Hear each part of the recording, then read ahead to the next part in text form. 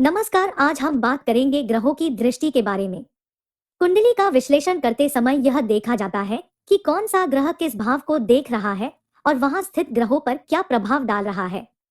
ग्रहों की दृष्टि जिन भावों पर पड़ती उन भावों के फल को प्रभावित करती है। शनि की दृष्टि, शनि जिस भाव में भी बैठता है वहां से वह तीसरे, सातवें तथा 10वें भाव को देखता है। उदाहरण, कुंडली में शनि को पंचम भाव में बैठा हुआ दिखाया गया है। पंचम भाव से गिनती गिनेंगे। पंचम भाव 1, षष्ठ भाव 2, सप्तम भाव 3, तो तीसरी दृष्टि सप्तम भाव पर पड़ेगी, सातवीं दृष्टि एकादश भाव पर रहेगी तथा 10वीं दृष्टि द्वितीय भाव पर होगी। बुध की दृष्टि, बुध जिस भाव में भी बैठता है वहां से वह सप्तम भाव को देखता है। उदाहरण, कुंडली में बुध को द्वितीय भाव में बैठा हुआ दिखाया गया है। द्वितीय भाव से सातवीं दृष्टि अष्टम भाव पर होगी। मंगल की दृष्टि, मंगल जिस भाव में भी बैठता है वहां से वह चौथे, सातवें तथा 8वें भाव को देखता है। उदाहरण, कुंडली में मंगल को प्रथम भाव में बैठा हुआ दिखाया गया है। प्रथम भाव से गिनती गिनेंगे। प्रथम भाव 1, द्वितीय भाव 2, तृतीय भाव 3, चतुर्थ भाव 4, तो चतुर्थ भाव पर चौथी दृष्टि होगी। सप्तम दृष्टि सप्तम भाव पर पड़ेगी तथा 8वीं दृष्टि अष्टम भाव पर होगी।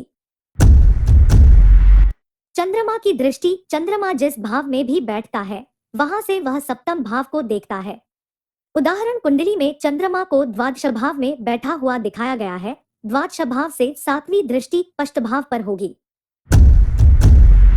बृहस्पति की दृष्टि, बृहस्पति जिस भाव में भी बैठता है वहां से वह पंचम, सप्तम तथा नवम भाव को देखता है।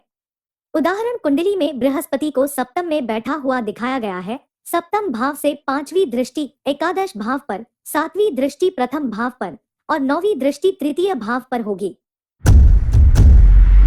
सूर्य की दृष्टि, सूर्य जिस भाव में भी बैठता है वहां से वह सप्तम भाव को देखता है। उदाहरण, कुंडली में सूर्य को प्रथम भाव में बैठा हुआ दिखाया गया है। प्रथम भाव से सातवीं दृष्टि सप्तम भाव पर होगी। राहु और केतु के बारे में विद्वानों की राय अलग है। कुछ विद्वान राहु केतु की दृष्टि नहीं मानते और कुछ सातवीं के साथ पांचवी और 9वीं दृष्टि भी मानते हैं। मेरे वीडियो को अंत तक देखने के लिए आपका धन्यवाद। फिर मिलेंगे अगले वीडियो के साथ।